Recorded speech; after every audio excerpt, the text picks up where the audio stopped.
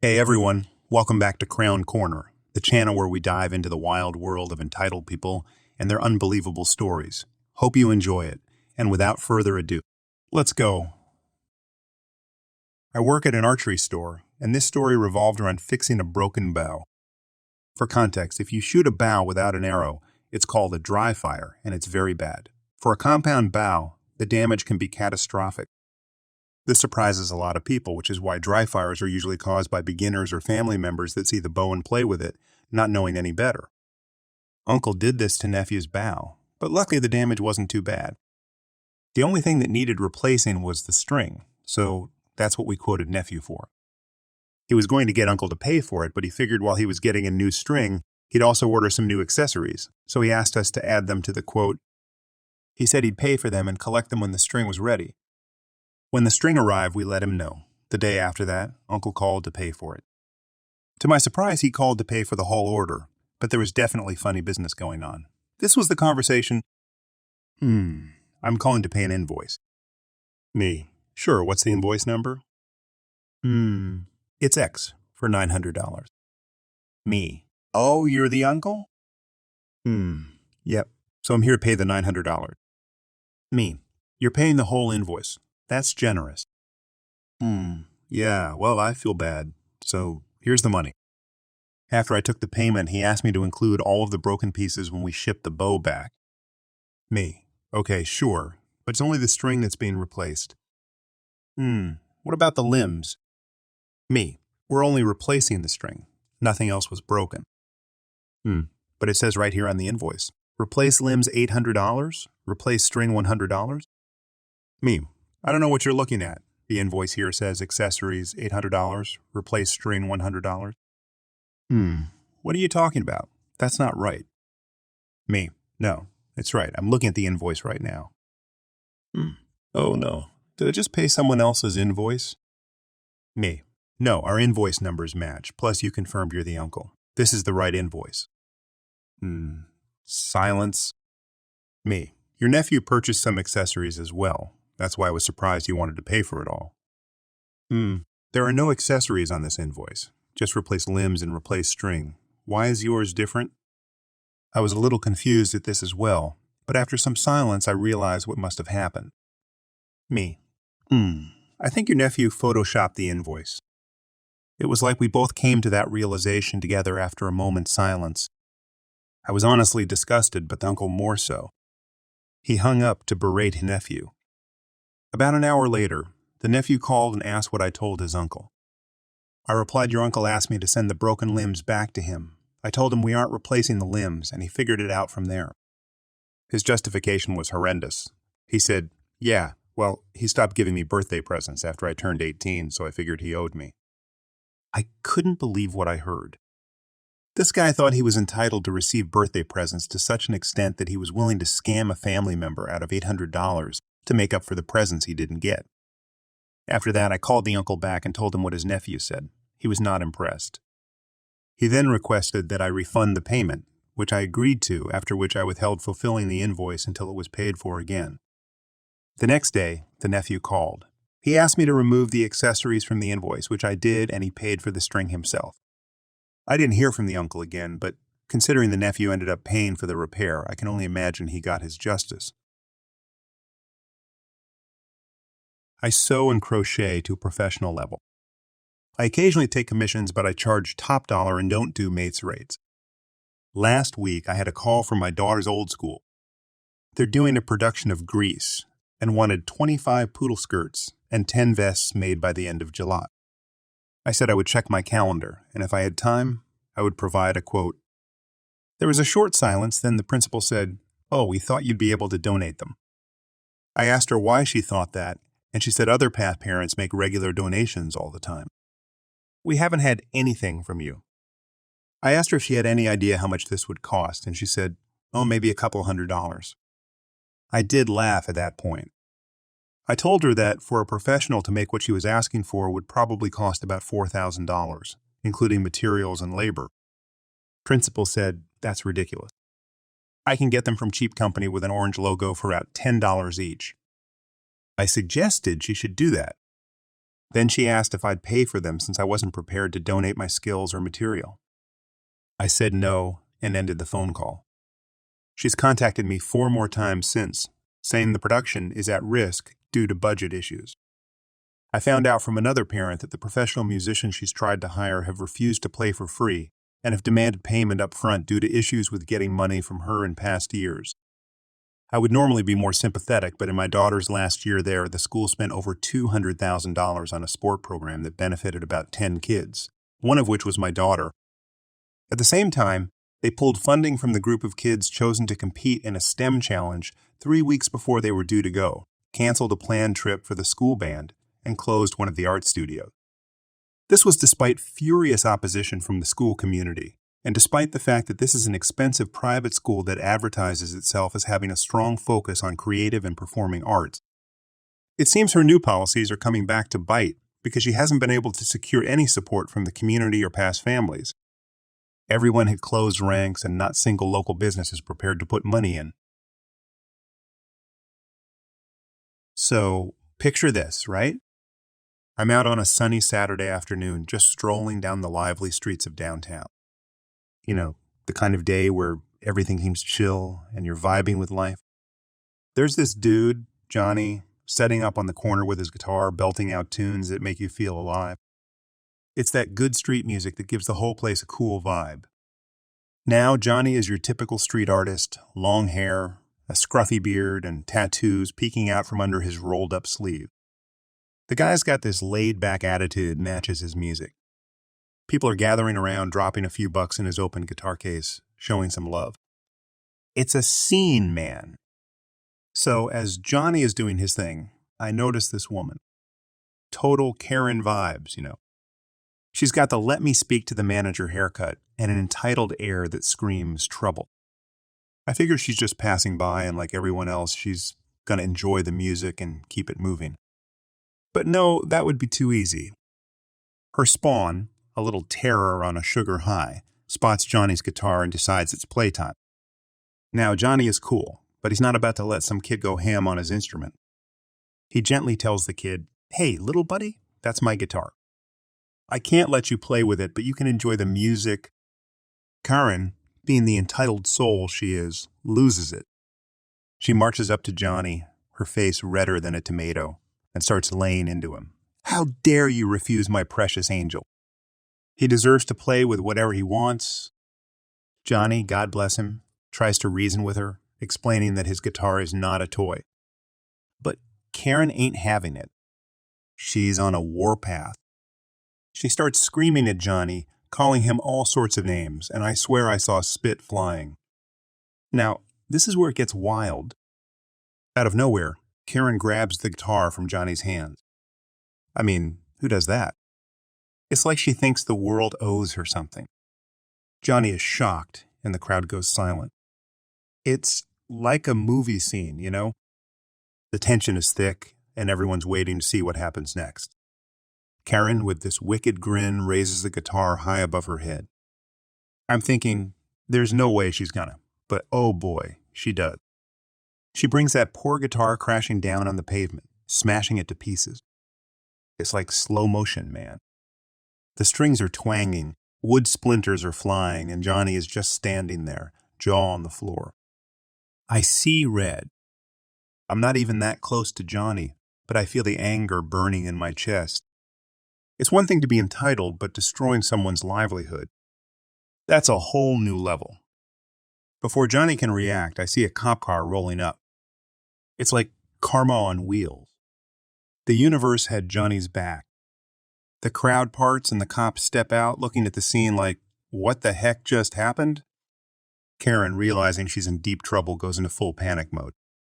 She starts babbling about how Johnny attacked her precious angel, and she was just defending him. I'm rolling my eyes so hard, I'm surprised they don't get stuck. But here's where it gets interesting. The crowd, being the good citizens they are, start talking to the cop. People are pulling out their phones showing videos of the whole thing. Johnny's got witnesses left and right, and Karen's story is falling apart faster than a house of cards in a hurricane. The cops, two no-nonsense officers with the kind of facial expressions that say they've seen it all, turned to Karen. Ma'am, we're going to need you to come with us. Karen, realizing the game is up, tries to resist. This is an outrage. You should be arresting him, she screeches, pointing at Johnny. One of the cops, this tall guy with a buzz cut, looks at her dead in the eye. We saw the videos, lady. You're the one causing a scene. Now, are you coming willingly, or do we need to add resisting arrest to the list? I'm standing there, soaking it all in. Justice is served, and it tastes sweet. Karen, now cuffed and looking like she's about to explode, is escorted to the police car. The crowd cheers, and Johnny, poor guy, is just standing there amidst the wreckage of his guitar, shaking his head. The cops take statements from witnesses, including yours truly. They thank us for helping sort things out and assure us that justice will be served. I'm thinking, damn right, it better be. As Karen is driven away in the back of the cop car, I catch Johnny's eye. There's this mix of gratitude and sadness in his gaze. I walk over, pat him on the back, tell him we got his back. The story doesn't end there, though. Turns out, Karen had a history of causing scenes over the most trivial things. The cops dig into her record and find a laundry list of offenses. It's like she's made a career out of being titled. Johnny, on the other hand, becomes a bit of a local hero. The community rallies around him, organizing a fundraiser to help him replace his smashed guitar. The outpouring of support is incredible. Musicians from all over town offer to play at the event, and people donate more than enough to not only get Johnny a new guitar, but also cover any lost income. In the end, justice is served, and the power of the community triumphs over entitlement. The story becomes a local legend, a cautionary tale for anyone thinking they can trample on the good vibes of our city streets. And as for Johnny, well, he's back on that corner, strumming his new guitar, and the music is as sweet as ever. Warning: contains domestic violence, small-town drama, and idiocy. Read at own risk. My brother's major downhill spiral started with jealousy over my house, but only got worse thanks to this next part. He started smoking pot more heavily and drinking harder, and that was making him more aggressive and violent. He got in a brawl outside of a bar for reasons I still don't know, but he got his ass handed to him on a platter. He eventually found out his ex has been seeing someone else, and ironically, that someone is another friend of mine, which was news to me. But it's not like he wasn't around my brother's ex a fair bit. They're both fairly social people, and were also friends for years. Once the secret was out, he confessed to me it wasn't planned. But my brother's ex Sarah, fake name, and my friend just clicked one day about a year ago. This sort of thing can only happen in town like ours. I admit, Sarah's very beautiful, but I've always seen her as a big sister figure ever since she started dating my brother in high school. So I never thought of getting with her myself. She kept her new boyfriend a secret for some time. I didn't even know until someone else spilled the beans. And the word traveled. When my brother found out, that was the last he could mentally take. My brother was hoping for years that Sarah would take him back. But no such luck there. When he lost his mind over the fact my friend was dating Sarah, he started hunting for the poor guy. My friend is not a fighter and a self-described beanpole. So that's what I'll call him. Sarah seems to like Beanpole because he's everything my brother is not. He isn't really a brave person, and came to me when he found out my brother was looking for him. He has a rather distinctively painted car, so it's easy to spot. My brother caught wind Beanpole was at my place and came roaring his truck down the street. When my brother showed up to my house, he started screaming and banging on my door because he wanted to kick Beanpole's ass. And when I refused to let him in, he attacked me. We had a redneck brawl right there in my front lawn. I want to say I won. But the fight only stopped when one of my friend tenants yelled he was gonna call the cops. I sucker punched my brother while he was distracted and told him to never come back to my house again. And if he ever tried to hurt Beanpole again, I'd make sure he'd up in the hospital with 2 broken legs. This was backed by the other friend tenants I had there. My brother is an idiot, but even he knew that pissing off my entire friend group was not a good idea. So he picked himself up off the ground and started leaving. But he clearly looked like he wanted to do something to my truck because he stopped and just stood there staring at it with his hands in his pockets, like he was debating scratching the paint with his keys. I yelled at him that I have sakti, but then he turned around, pulled his pants part way down, and started rubbing his ass directly onto my truck's passenger side door. Then he forced out a nasty fart and said he sharted a little, and laughed like a nut bar when he took off. I immediately got the hose. I'm just glad I didn't leave windows open or doors unlocked. Otherwise, he'd have done far worse. And the smell of what he did was pretty much what you'd think. Everyone already knew Sarah was never going to take him back. She avoided dating for years because my brother is so unhinged that she knew he'd do something like this. That's why she and her new boyfriend kept it secret. I went to ice my bruises and call Sarah. But my brother was already calling and texting her. Over and over again, he wouldn't stop. He was begging she break up with her boyfriend and take him back. He even said he wanted to marry her and move to the Northwest. Not sure why he specified that part of the U.S. Maybe because we live in the Southeast. But she flatly told him no, never again. Not happening even if hell froze over. He cried that it wasn't fair, because she was his first love, she wasn't, and they have a daughter together. Then he started sending her flowers, love letters, and gifts. She sent them all back. Then she announced online that she and Beanpole had been dating for some time and recently made plans to eventually move in together. That's when my brother really went off the deep end. A few hours after he saw that post, my brother got wasted and then barged into Sarah's parents' house by body ramming the back door. He actually cut his face because the door had a glass window. But he was so drunk that he didn't notice he was bleeding. Sarah understandably freaked out, and my brother grabbed and tried to force her to kiss him. She pushed him away and he hit her for refusing him. He slapped her and threw her to the floor really hard like an angry pimp wanting his money. And his daughter saw it all and started screaming at the top of her lungs. Sarah screamed too, and my brother fled. Police were called and Sarah was taken to the hospital. My brother threw her down so hard that she had a dislocated shoulder. My brother was found by police at his camper, where he was even more drunk than before, and half his face was covered in blood. He had to be taken to the hospital, where he got stitches, then taken to jail.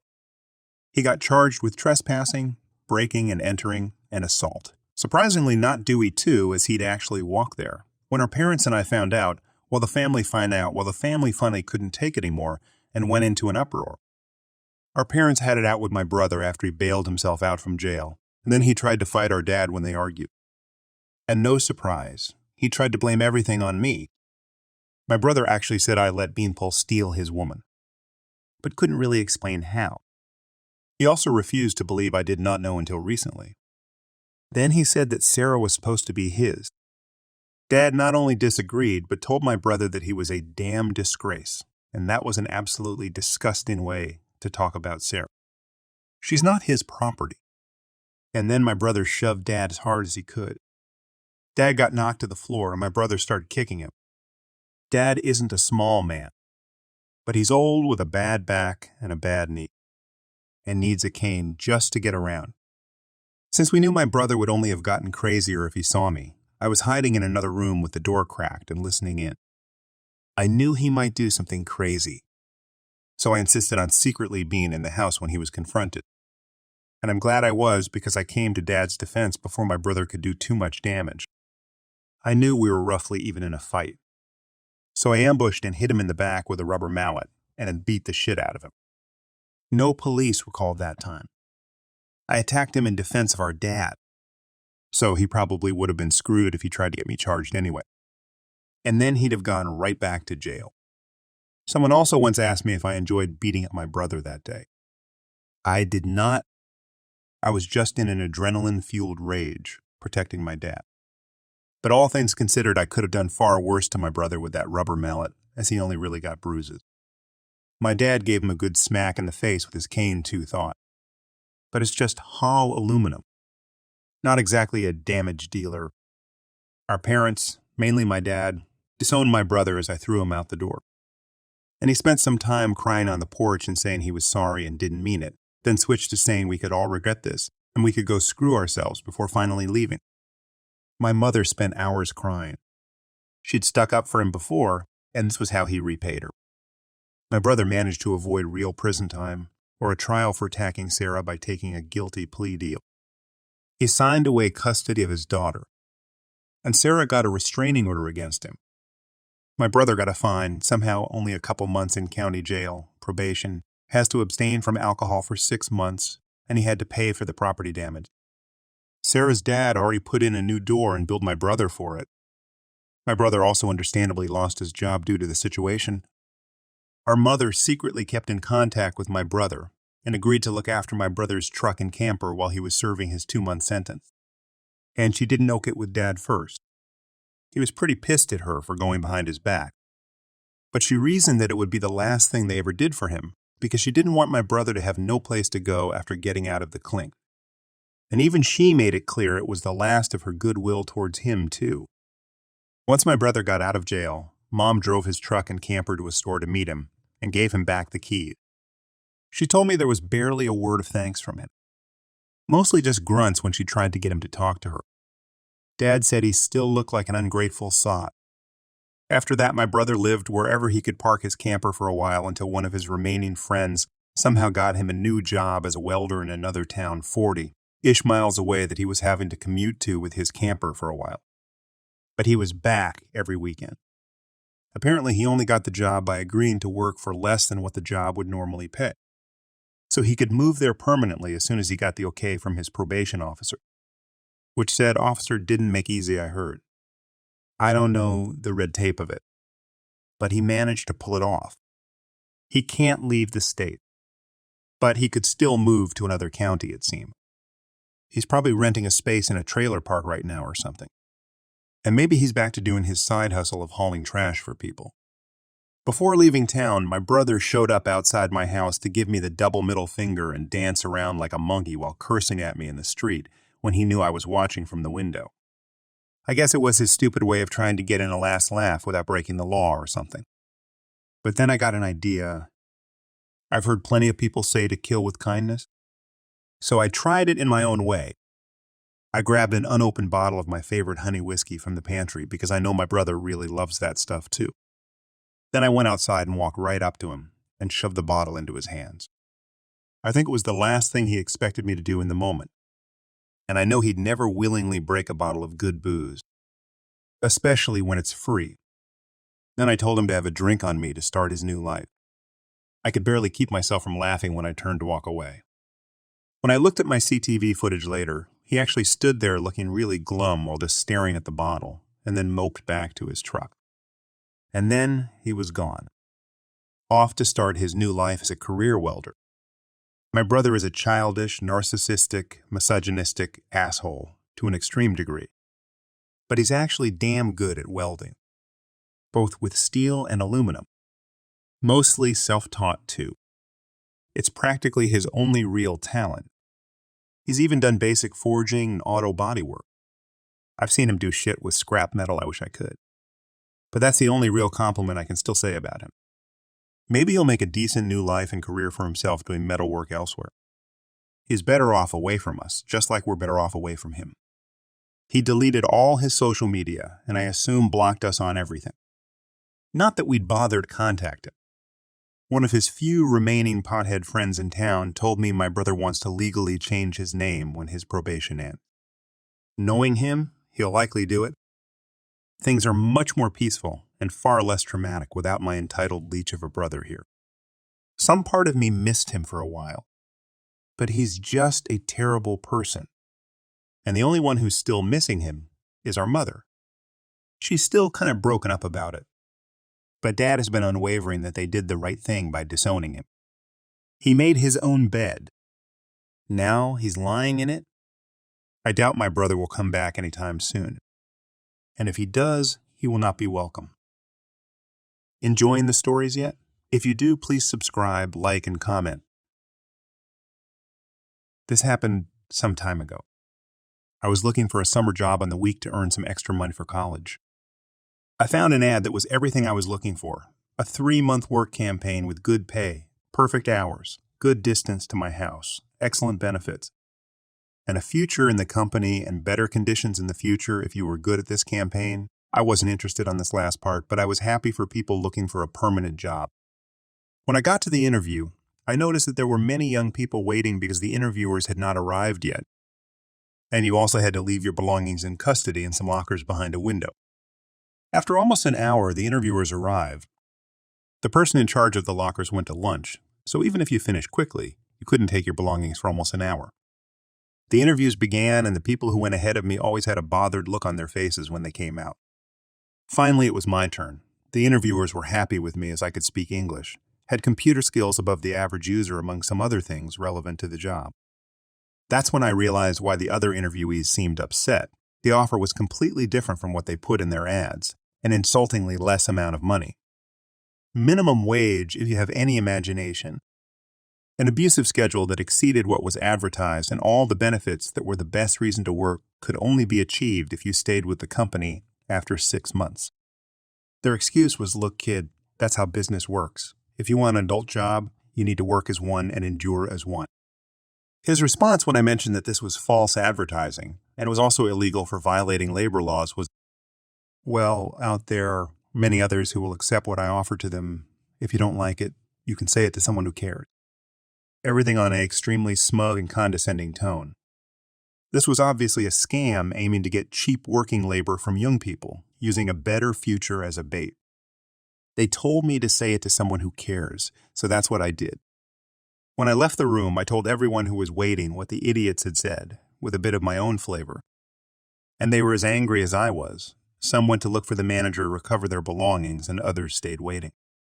When the door was opened for more people to enter, the idiots only received complaints and threats of lawsuits, to which the idiots only told us to leave and called us spoiled brats. Here begins the revenge.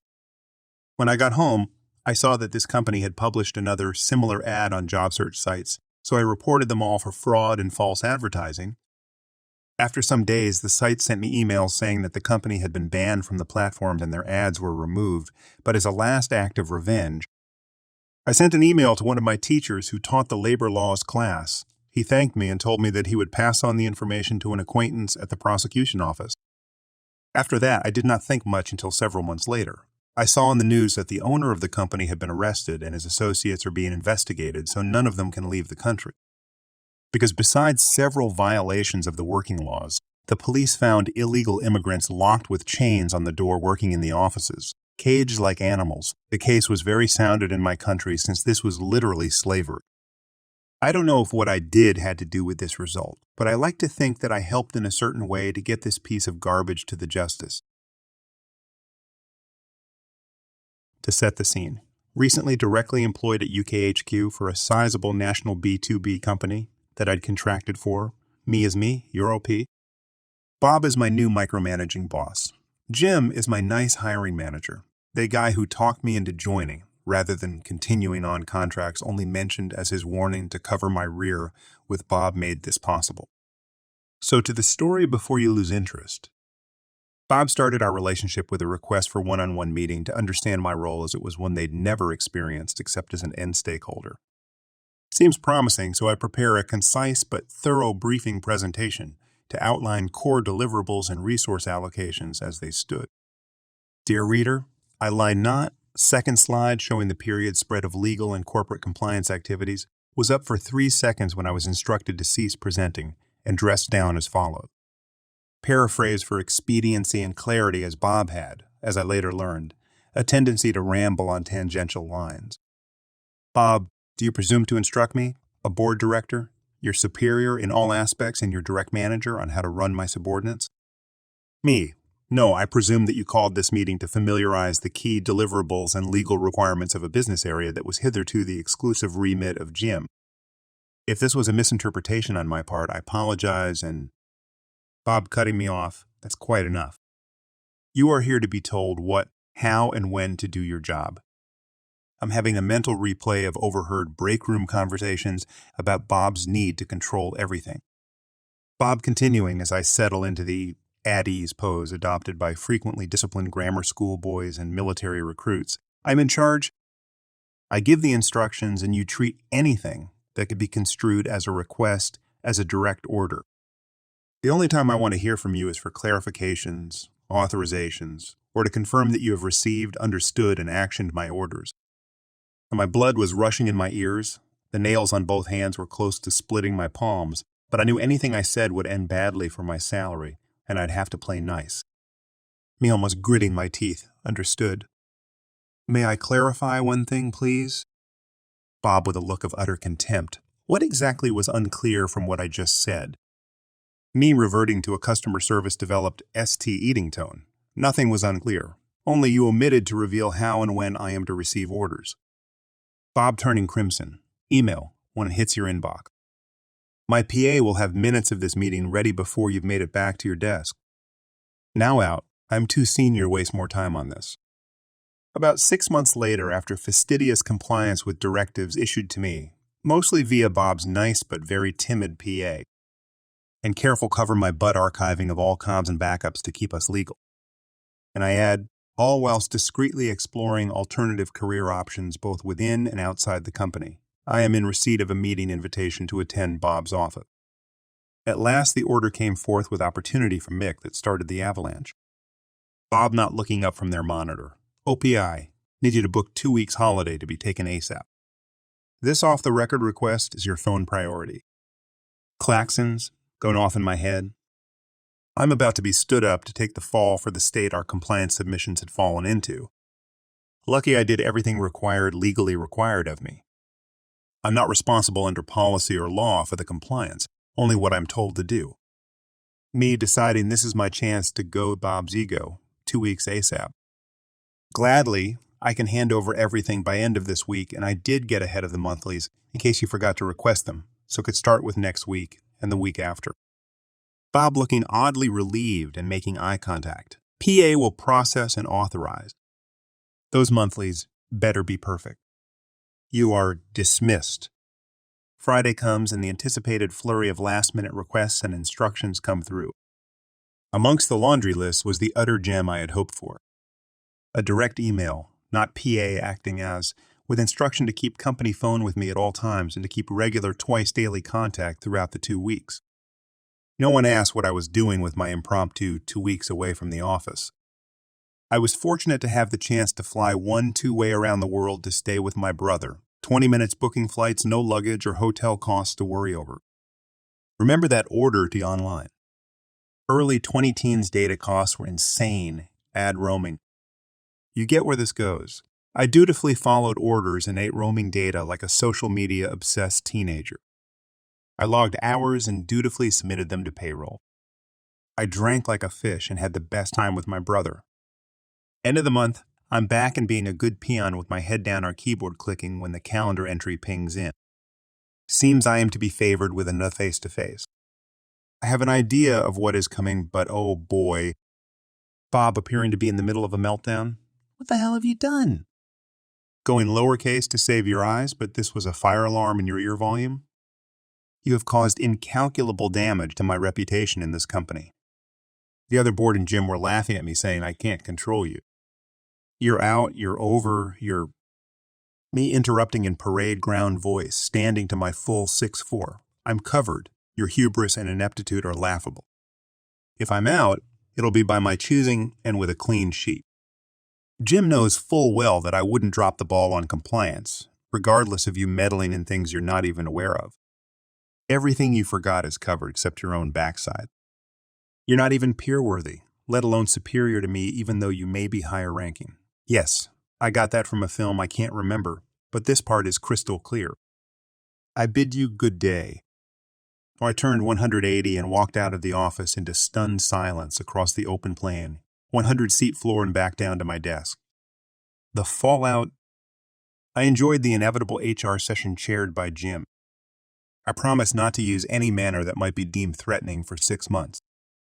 I was also returned to reporting to Jim, who reinstated my OT plus till for the time I worked on holiday and let me get back to keeping things compliant. Bob did indeed have a full meltdown soon after. My show of assertion crumbled the empire of fear. They left to enjoy early retirement and faded into memory. So I'm a professional chef, and I have been for a few years. And an Australia apprentice, chefs are trained in a sort of college where we learn about 150 recipes. Now, many of the recipes are provided to the students in bulky, finicky booklets that you wouldn't really want to take anywhere with you.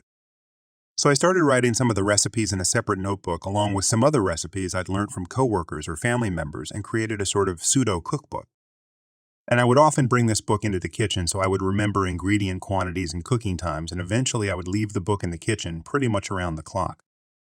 What I soon found out was that some of the other chefs in the kitchen were using my cookbook to check official recipes for the restaurant we worked for. As typically the head chef would have to tell them, and it's got annoying for everyone. And this restaurant was a part of a popular sports club in the local area, so consistency was extremely important to management. As such, having a written record of the new recipes or changes to long-time recipes was very important. As it turned out, management had stopped making changes to the official club recipe book a few months before I even started, so my book became the de facto official recipe book. For a while, this was no issue to me, and I kept adding new recipes to it throughout the next few years. However, after my third year working there, I finished my studies and became fully qualified as a chef, so I suddenly became more expensive to keep on as a staff member, and as such, management started looking for any reason to replace me with a new apprentice.